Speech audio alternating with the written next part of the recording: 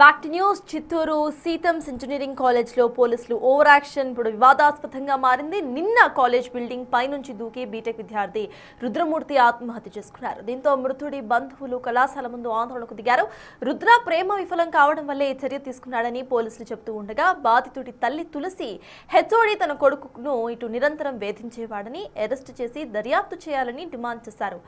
ఇక్కడే పోలీసులు బంధువులకు మధ్య స్వల్ప ఘర్షణ చోటు చేసుకుంది. న్యాయం జరిగేంత వరకు మృతదేహాన్ని తరలించడానికి వీల్లేదంటూ మృతుడి తల్లి నిరాకరించింది. ఇదే టైంలో సిఐ నిత్యబాబు ఆమెను బలవంతంగా నెట్టేశారు. ఇందుకు సంబంధించిన ఒక వీడియో సోషల్ మీడియాలో వైరల్ గా మారింది. సిఐ తీరుపై నెటిజన్లు ఓ రేంజ్ లో ఫైర్ అవుతున్నారు. బిడ్డ చనిపోయిన బాధలో ఉన్న ఆ తల్లిని పోలీస్ అధికారి ఈడ్చిపడేయటం ఏంటని ప్రశ్నిస్తున్నారు. ఇలానేనా పోలీసులు వ్యవహరించే తీరు? న్యాయం చేయాలని కాలేజ్ ముందు ధర్నా చేస్తే నెట్టివేయడం ఏంటని మండిపడుతున్నారు. దీంతో పోలీసుల ఓవర్ యాక్షన్ ఇప్పుడు చర్చనీయాంశంగా మారింది.